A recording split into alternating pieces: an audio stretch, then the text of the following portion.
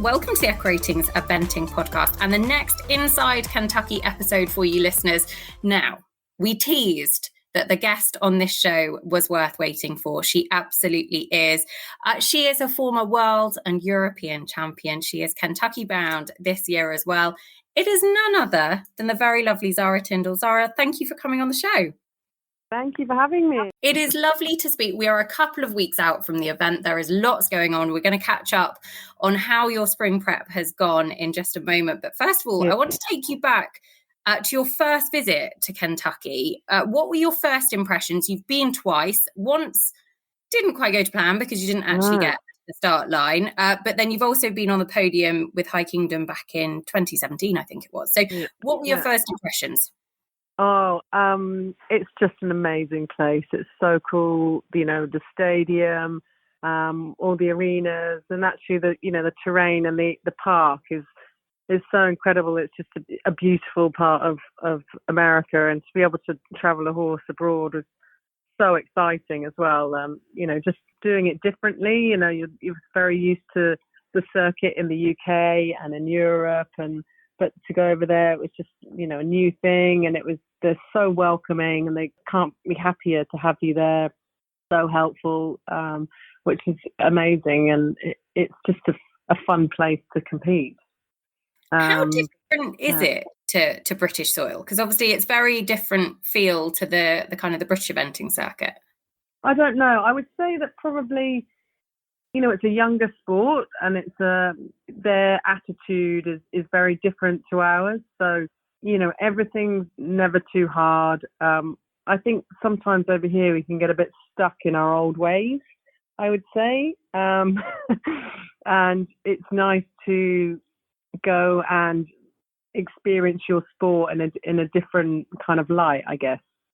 And there's that sort of separation in terms of the horses that have come in from Europe are quarantined all together. Does that kind of give almost like a team camp that you're all sort of in it together?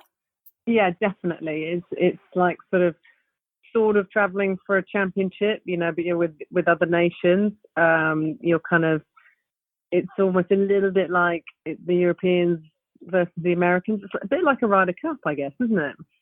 So it's a fun atmosphere, and everyone's looking out for each other, and it's a big trip for the horses. So all the grooms and support staff and riders and owners all kind of help with each other and help looking after the horses together. And tell me a little bit about your prep this spring, because Class Affair is the horse that you're taking out to Land Rover Kentucky this year. What prep? I was going to say, it's not all gone to plan, has it? Not really. Plan A was to have 4 runs, a couple of intermediate runs, Osby and Cirencester.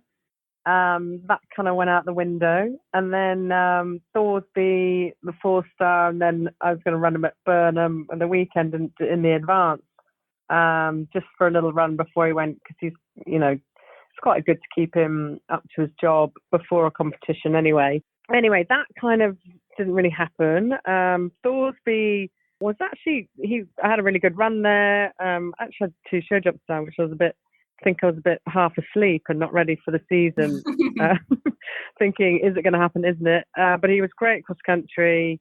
They've done a lot with the ground, moved the show jumping for us. And actually, it was soft, but it was still very rideable. And, we've got to be able to ride in the soft as well as on the firm. Because, when you get to a big one, you never know what ground you're going to get. So I was very happy with him there. He felt on good form.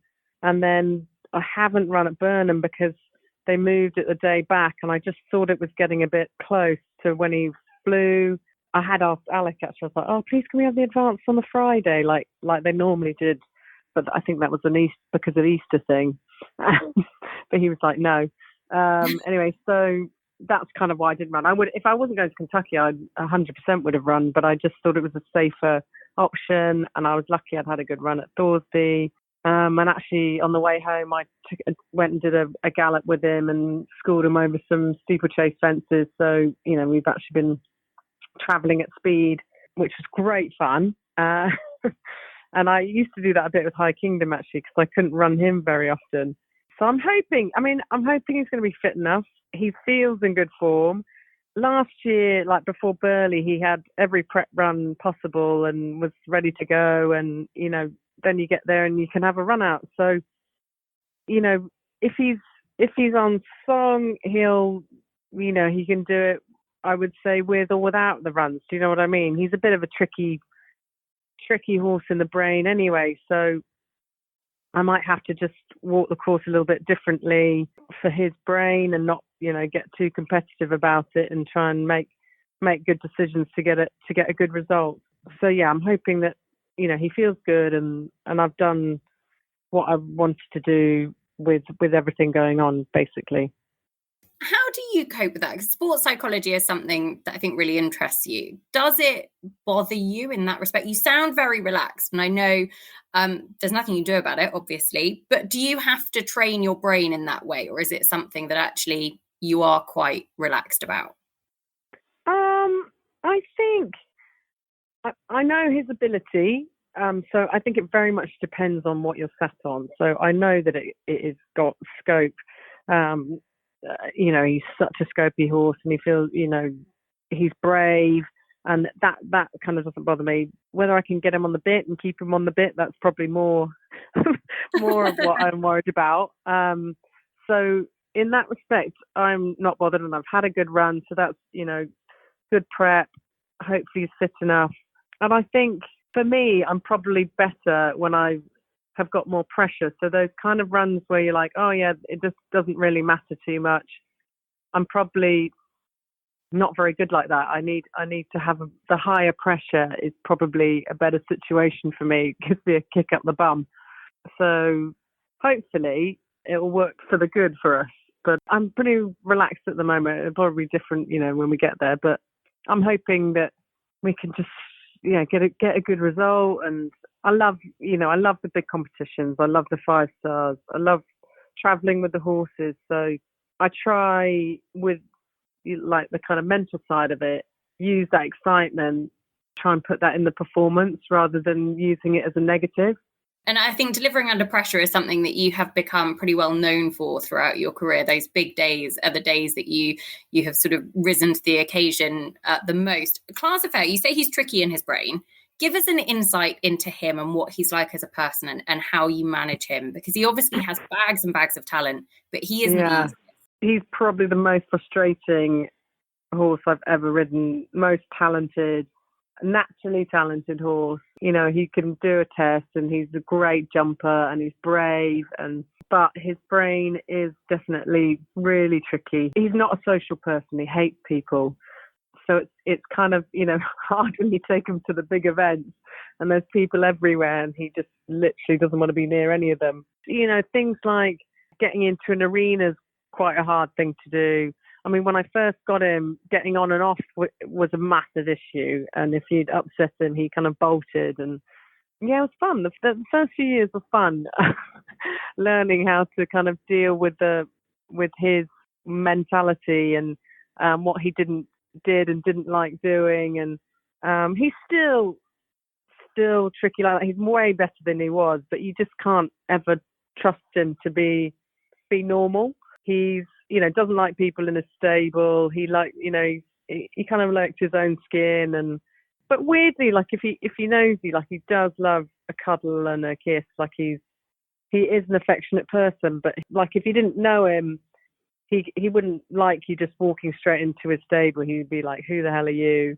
You can't kind of just walk up to him and expect to pat him if you're a stranger as well. He's very selective, I would say, on who he speaks to.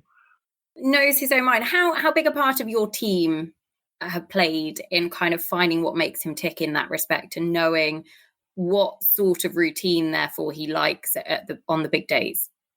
Yeah, I mean, they're great because they know him, and it's, like Ellen, who looks after him now, and Jason back at home, like they know the kind of behaviour they need to do their job around him.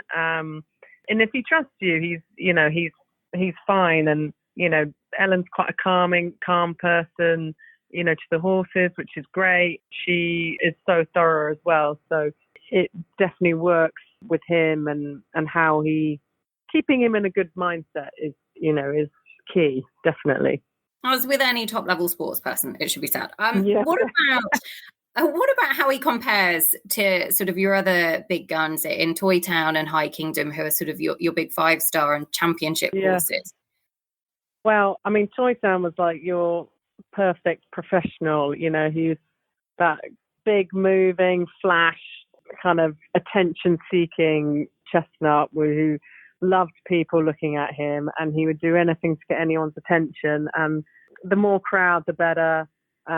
He absolutely loved performing, and if he was at a Poxy one day, he would do something to make people look at him because there wasn't enough people around him, like spear up in his dressage. But he absolutely was the ultimate professional, and loved his job, and that's what they all were all there to look at him, to come and watch him. That's kind of an easy mindset to work with at a competition. But at home, he was quite hard work because he was so sort of energetic and flamboyant. Like hacking and things like that became quite risky and not always the safest. And he at the beginning he was such a weak horse. We had ended up always having a lot of show jumps down on the final day. But he grew into himself, and he loved his life. He loved his competition life. Loved the attention.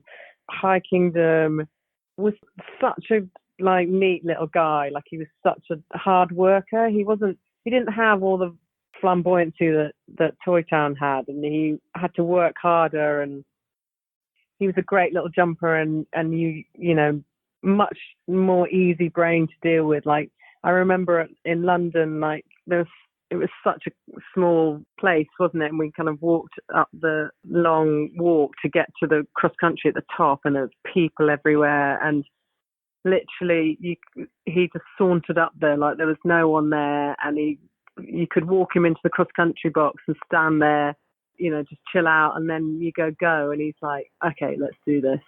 You could never get a rise out of him before he did anything, and you couldn't like warming up for jumping, you couldn't like catch him out or be jumping too big offences, because he wouldn't make any effort until he went in the ring, and then he'd like pulled out his best for you.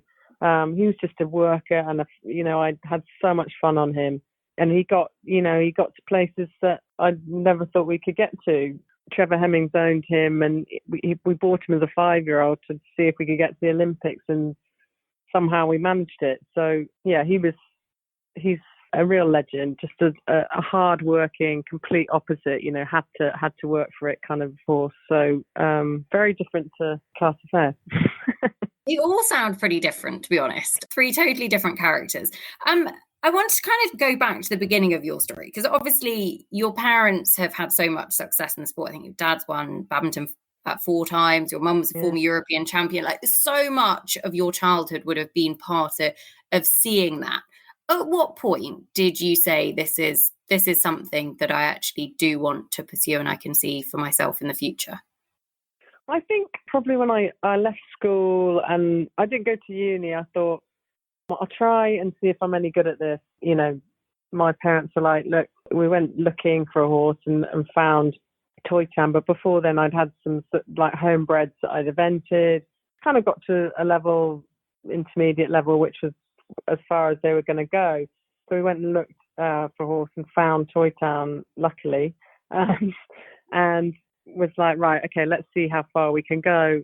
And we basically started at the same point and went up the levels together, and that's kind of how it started. And I was like, okay, we can do all right at this, we can carry on. And but do you know what? That's the hardest thing. Is like, actually, I was so lucky to have a horse one in a million, and we went up the levels together and did stuff at the top level. But then to stay there is a completely different story. It's a lot harder.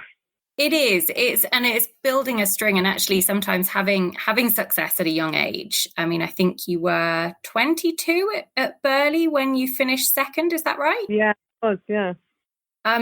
I imagine that makes it feel quite easy, and it's absolutely not easy. I know. They're like, oh, this is how you do it. This is straightforward. Yeah, I don't know what all the fuss is about. Yeah. Take us back to that moment at Burghley, because it feels like such an iconic moment in sport. And it was the year that Pippa was going for her Grand Slam in 2003. Your first 5-star, and I mean, you always deal with a huge amount of pressure around your performance and outside interest unbelievably well anyway, but I'm sure that was magnified. But the pressure on Pippa that weekend was enormous as well. How did it feel being in that bubble? Did you just stick to your own system, or were you aware of just how big a moment in sport and in eventing and in the future it was going to be? I don't think I did realise, really. I think it was more to the point that I'd managed to get to Burghley and I had a good horse and I was excited to be there. I think it was actually the last year of the roads and tracks as well. You know, to ride alongside, you know, Pippa and William, and Pippa was, you know, going for the Grand Slam, which that was kind of a thing, but I was like, right, I'm going to, you know, just do my thing and try, and didn't, you know, actually notice till afterwards like how far I'd pushed her. Do you know what I mean? And I always joke that I gave her the Grand Slam because I had a fence down. To ride at your Badmintons and Burghley's and to get there is phenomenal. So it was all about that really for me.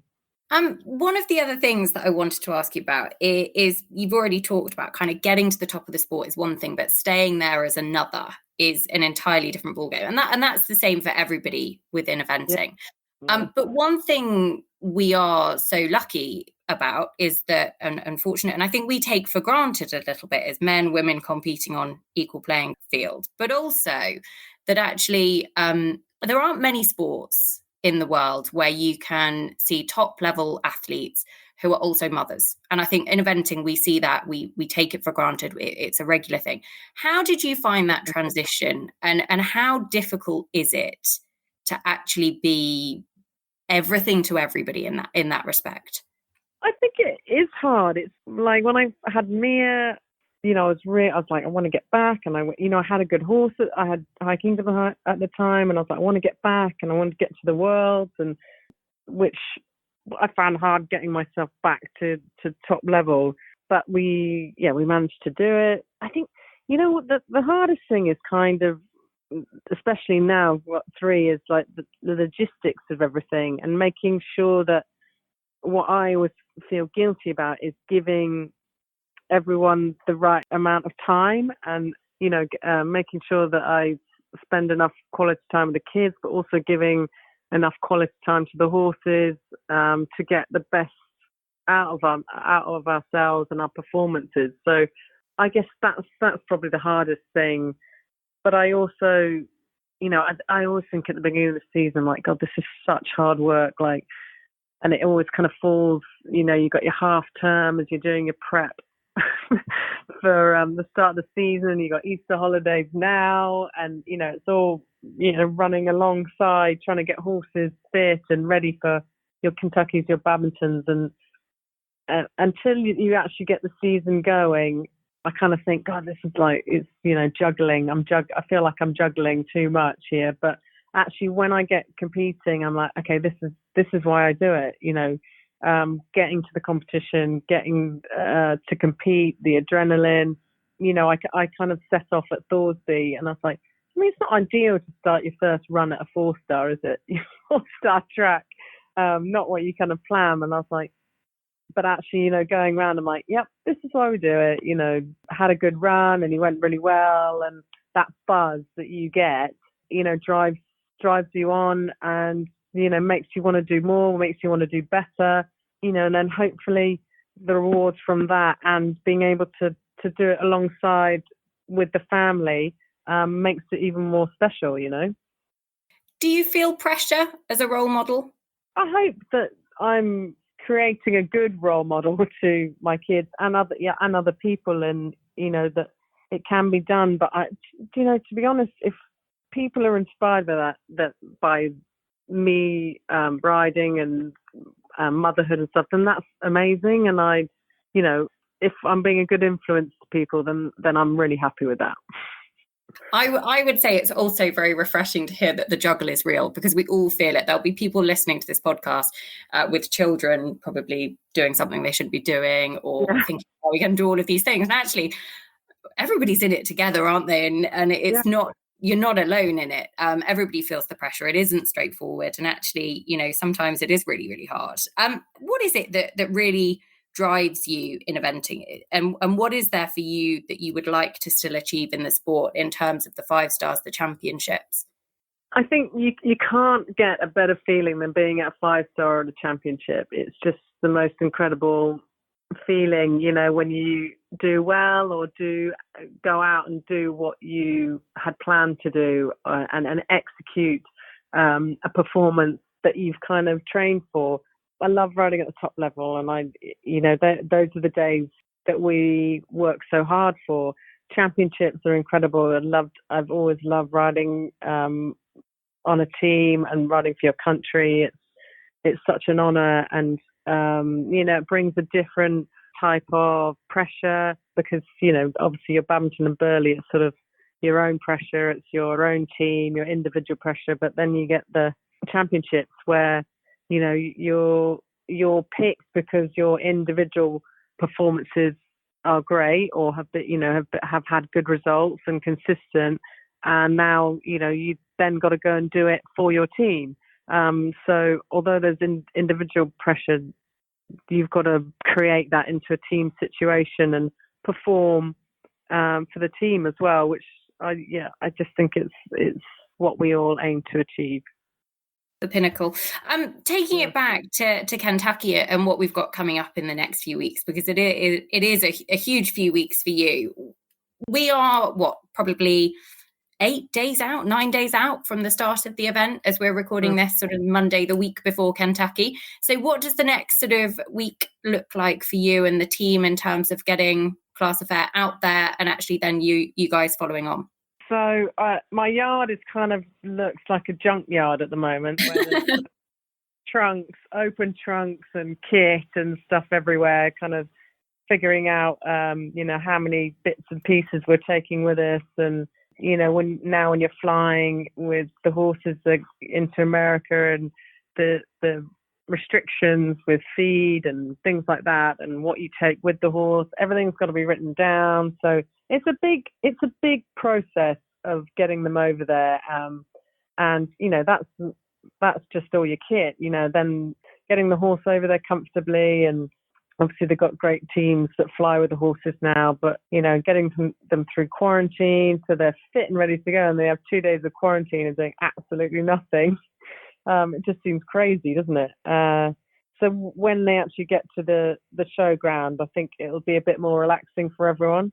But yeah, it's a busy time, making sure just a few bits and pieces, like I might give them a little jump tomorrow, finishing off your sort of physio and treatment side of things that you want doing before you go, to make sure they're in the best condition that you want them in. A little bit of work on Wednesday morning, and then they go up to Stansted and they fly Wednesday night out, 6 o'clock or something like that. So yeah, it's a busy few days. I am going to try and get a run on another horse at Kelsall on Saturday. Okay. That'll be his first time out of the season, because all 3 of his runs have been cancelled. So yeah, I'm hoping to get another little run under my belt before I get out there as well. And then we leave on Sunday morning, and get to see the horses on Monday. Mike and the kids able to come out and watch you, or are they staying at home and holding the fort? No, they are staying at home. They go back to school on Monday, so Mike's in charge when he's back, because he's actually in Japan this week. So yeah, it's like we're passing ships in the night, or whatever it's called. So yeah, it's a busy couple of weeks. It'll be much better when we're out there and we can start getting the horses used to everything, seeing how they've travelled, hope they cope with all the travelling, and start getting the work into them again to try and get a good test out of them, looking at the course, all those bits and pieces that you normally do when you're over here. But yeah, just exciting. The juggle is real, but the excitement is real as well. I think that's the way to look at it, because it is a really, really exciting few weeks ahead. Zara, thank you so much for coming on the show and for sharing it all with us. We've loved having you on, and I'm sure everybody at home will be cheering you on over the next few weeks as well. Oh, thank you. Yeah, fingers crossed all our dodgy prep for this season. You know, I think everyone's been in the same boat. So it's the struggle of this year. So it's going to be an interesting year, hopefully. Fingers crossed, the sunshine is on its way.